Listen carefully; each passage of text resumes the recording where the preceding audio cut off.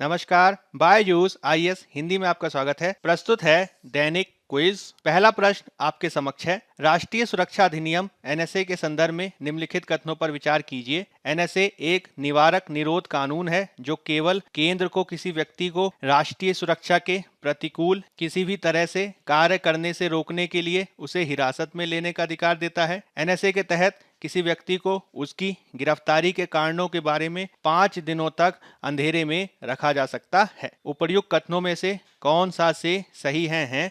केवल एक, केवल दो, दोनों की कोई भी नहीं। तो राष्ट्रीय सुरक्षा अधिनियम के संदर्भ में पहला कथन हमारा गलत है, हालांकि दूसरा कथन हमारा सही है और इस रूप में हमारा उत्तर हो जाएगा बी, केवल दो। जब हम बात करते हैं राष्ट्रीय सुरक्षा अधिनियम के तहत, तो यह एक ऐसा निवारक निरोध कानून है जिसके तहत केंद्र के साथ ही राज्य सरकारों को भी राष्ट्रीय सुरक्षा के प्रतिकूल किसी भी तरीके से कार्य करने से किसी व्यक्ति को रोके जाने के संदर्भ में उसे हिरासत में लेने का अधिकार होता है और इसके तहत किसी व्यक्ति को उसकी गिरफ्तारी के कारणों के बारे में 5 दिनों तक नहीं बताया जा सकता है, जिसे असामान्य परिस्थितियों में 10 दिन तक भी बढ़ाया जा सकता है। इसके अलावा इसके तहत किसी व्यक्ति को बिना किसी आरोप के 12 महीने तक हिरासत में रखा जा सकता है और इसमें राज्य सरकार को केवल यह सूचित करने की आवश्यकता होती है कि एक व्यक्ति को एनएसए के तहत गिरफ्तार किया गया है। हिरासत में लिया गया व्यक्ति उच्च न्यायालय के सलाहकार बोर्ड में भी अपील कर सकता है, लेकिन मुकदमे के दौरान उसे वकील रखने की अनुमति नहीं होती है। यदि हम बात करें राष्ट्रीय सुरक्षा अधिनियम यानी नेशनल सिक्योरिटी एक्ट की, तो यह है 23 सितंबर 1980 को इंदिरा गांधी की सरकार के दौरान प्रख्यापित किया गया था। यह मुख्य रूप से एक ऐसा सख्त कानून है जो महीनों के लिए निवारक नजरबंदी की अनुमति देता है अगर प्राधिकारी संतुष्ट हैं कि कोई व्यक्ति राष्ट्रीय सुरक्षा या कानून और व्यवस्था के लिए खतरा है। साथ ही साथ इस हिरासत की अवधि के दौरान व्यक्ति को आरोपित करने की भी आवश्यकता नहीं होती है और मुख्य रूप से इसका उद्देश्य व्यक्ति को अपराध करने से रोकना होता है। राष्ट्रीय सुरक्षा अधिनियम के अनुसार इस प्रकार के निवारक निरोध के विविध आधार होते हैं, जिसके तहत भारत की रक्षा, विदेशी शक्तियों, राज्यों के साथ भारत के संबंध या फिर भारत की सुरक्षा के लिए किसी भी तरीके से प्रतिकूल कार्य को रोकना, साथ ही साथ भारत में किसी विदेशी की निरंतर उपस्थिति को विनियमित करना या फिर उसे भारत से निष्कासित किए जाने की व्यवस्था करने के लिए उसे निवारक निरुद्धता में रखना, किसी समुदाय के लिए आवश्यक आपूर्ति और सेवाओं के रखरखाव के प्रतिकूल किसी भी तरीके से कार्य करने से रोकने के संदर्भ में भी निवारक निरुद्धता के इस कानून को लागू किया जा सकता है। हाल ही में सुप्रीम कोर्ट में भी इसको लेकर एक याचिका दाखिल की गई, जिसके तहत यह मांग की गई है कि ऐसे व्यक्तियों के खिलाफ एनएसए लगाया जाना चाहिए जो कोरोना वायरस की दवाइयों की कालाबाजारी कर रहे हैं और इससे अत्यधिक लाभ कमा रहे हैं। अगला प्रश्न आपके समक्ष है। कार्यस्थल पर महिलाओं का यौन उत्पीड़न अधिनियम 2013 के तहत निम्नलिखित में से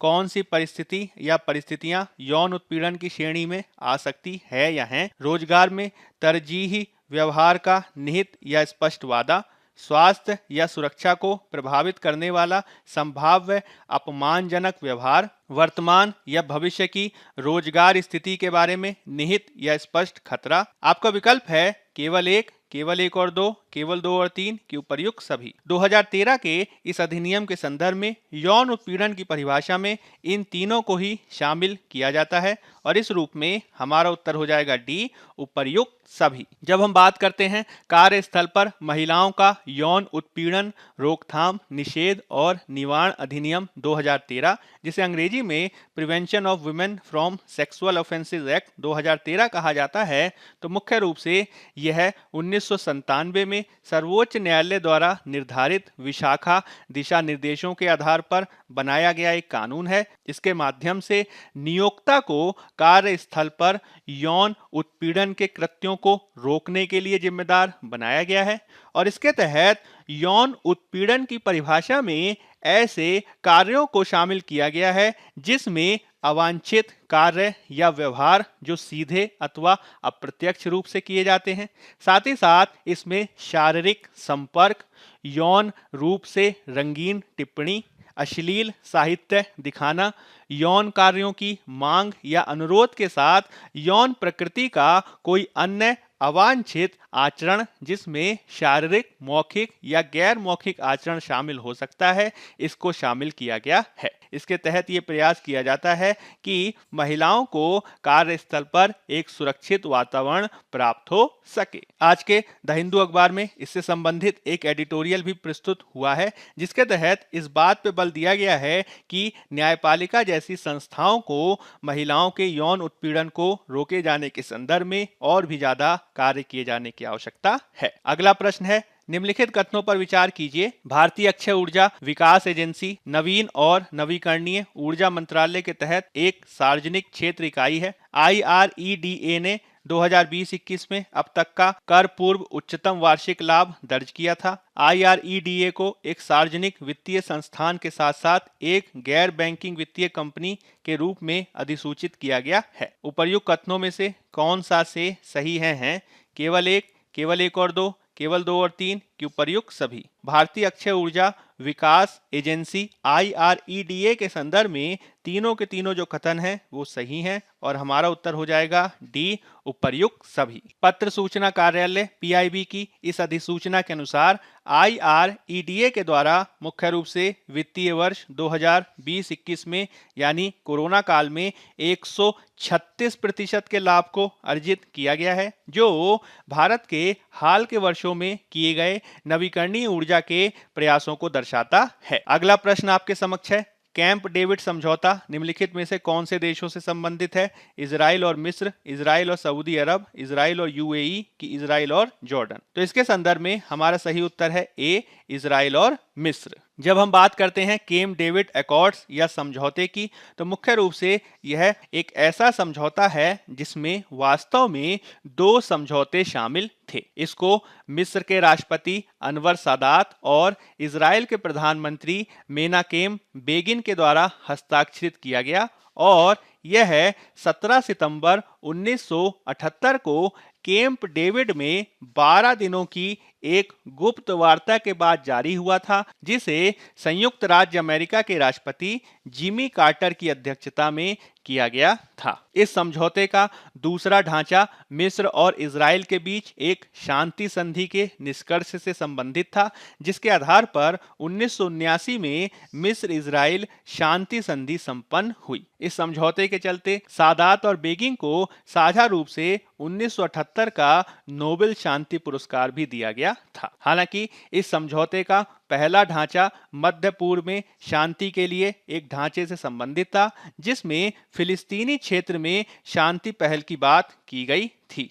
हालांकि चूंकि इसमें फिलिस्तीनियों को ही शामिल नहीं किया गया था, यही कारण है कि संयुक्त राष्ट्र द्वारा भी इसकी निंदा की गई थी और यह सफल नहीं हो सका था। आज के इंडियन एक्सप्रेस की सूचना के अनुसार गाजा क्षेत्र में शांति को बढ़ावा देने के लिए इजराइल और मिस्र के अधिकारियों द्वारा वार्ता की गई है, जो काफी महत्वपूर्ण है। अब हम बात कर लेते हैं UPSC द्वारा 2016 में पूछे गए एक प्रीवियस ईयर क्वेश्चन की। किसी राज्य में राष्ट्रपति शासन की उद्घोषणा के निम्नलिखित में से कौन से परिणामों का होना आवश्यक नहीं है? राज्य विधानसभा का विघटन, राज्य के मंत्रिपरिषद का हटाया जाना कि स्थानीय निकायों का विघटन? निम्नलिखित कूट का प्रयोग कर सही उत्तर का चयन कीजिए। केवल 1 और 2, केवल 1 और 3, केवल 2 और 3 कि 1, 2 और 3? तो जब हम बात करते हैं किसी राज्य में राष्ट्रपति शासन की उद्घोषणा के संदर्भ में, तो इसके तहत राज्य के मंत्रिपरिषद को अनिवार्य रूप से हटा दिया जाता है, किंतु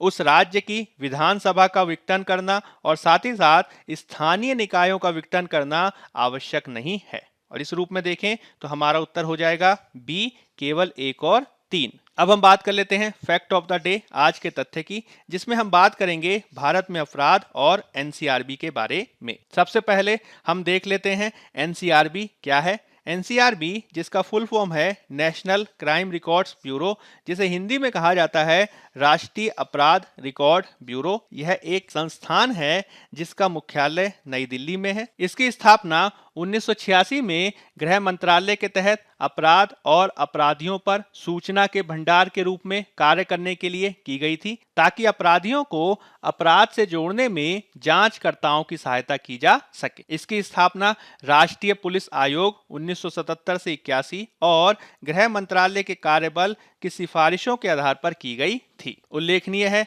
कि इसके द्वारा देश भर में अपराध के वार्षिक व्यापक विवरण को सामने लाया जाता है, जिसे हम क्राइम इन इंडिया रिपोर्ट या फिर भारत में अपराध रिपोर्ट के रूप में जानते हैं। इस रिपोर्ट को 1953 से ही प्रकाशित किया जा रहा है, जो देश भर में कानून और व्यवस्था की स्थिति को समझने में एक महत्वपूर्ण उपकरण के रूप में कार्य करती है। हाल ही में 2019 की रिपोर्ट प्रस्तुत की गई थी, जिसके तहत मुख्य रूप से अनुसूचित जाति, महिलाओं आदि के विरुद्ध होने वाले अपराधों को सामने लाया गया था। रिपोर्ट के अनुसार अनुसूचित जाति और अनुसूचित जनजाति के विरुद्ध होने वाले अपराधों में 2018 की तुलना में 2019 में क्रमशः 7% और 26% की वृद्धि देखी गई है और इसमें 2018 की तुलना में मामलों के पंजीकरण में भी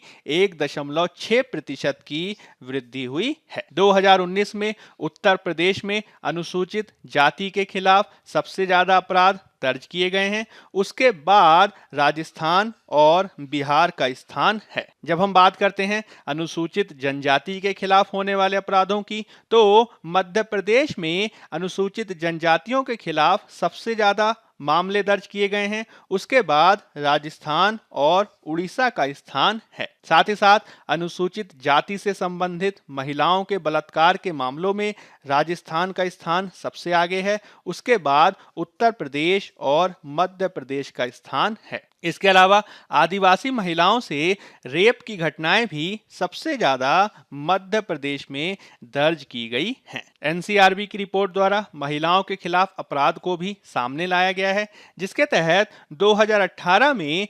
3,78,236 मामलों की तुलना में 2019 में महिलाओं के खिलाफ कुल 4,05,861 मामले दर्ज किए गए, जो 7.3% की वृद्धि को दर्शाता है। यदि हम इसे दैनिक आधार पर देखें तो महिलाओं के खिलाफ अपराध के 88 मामले प्रतिदिन दर्ज किए गए। जब हम बात करते हैं भारतीय दंड संहिता के तहत महिलाओं के खिलाफ होने वाले अपराधों की, तो आईपीसी के तहत महिलाओं के खिलाफ अपराध के अधिकांश मामले पति या इनके रिश्तेदारों द्वारा की गई क्रूरता के तहत दर्ज किए गए, जो कुल मामलों का लगभग 30.9% है। इसके बाद महिलाओं पर उनके शील को भंग करने, महिलाओं के अपहरण और बलात्कार के मामले से संबंधित मामले दर्ज किए गए। 2019 के आंकड़े के अनुसार साइबर अपराध के मामलों में भी वृद्धि दर्ज की गई है, जो 63.5% की वृद्धि को दर्शाता है। इसमें से दर्ज किए गए अधिकांश मामले, जिसमें से 60.4% मामले शामिल हैं, वह धोखाधड़ी से संबंधित हैं और उसके बाद यौन शोषण के मामले महत्वपूर्ण हैं। हालांकि 2019 की इस रिपोर्ट की कई सीमाओं को भी सामने लाया गया है, जिसके तहत पुलिस सुधारों की वकालत करने वाले समूह कॉमनवेल्थ ह्यूमन राइट इनिशिएटिव के अनुसार अनुसूचित जाति और अनुसूचित जनजाति के खिलाफ केवल विशिष्ट भेदभावपूर्ण कार्यवाही के मामले ही दर्ज किए जाते हैं और इसमें केवल वही मामले दर्ज होते हैं जो अनुसूचित जाति और अनुसूचित जनजाति अत्याचार निवारण अधिनियम 1989 की धारा 3 के तहत अत्याचार के रूप में परिभाषित हैं। इस तरीके की कार्रवाइयां भी मुख्य रूप से तभी दर्ज की जाती हैं जब वे भारतीय दंड संहिता यानी आईपीसी के किसी भी अपराध के साथ युग्मित हों। भारत में अपराध रिपोर्ट की एक बहुत बड़ी कमी यह भी है कि इसमें शिकायतों के संदर्भ में वही मामलों को दर्ज किया जाता है जिसके संदर्भ में एफआईआर आदि दर्ज की जाती है, किंतु बहुत सारी एफआईआर तो पुलिस के द्वारा दर्ज ही नहीं की जाती, जिससे अनुसूचित जाति, जनजातियों, महिलाओं आदि के खिलाफ कुल अपराधों के संदर्भ में कितनी शिकायतें आई हैं, इस पर कोई भी डाटा उपलब्ध नहीं हो पाता है, जिस कमी को दूर किए जाने के लिए कार्य किए जाने की आवश्यकता है। बायजूस आईएएस हिंदी के आज के इस संस्करण में फिलहाल इतना ही। धन्यवाद।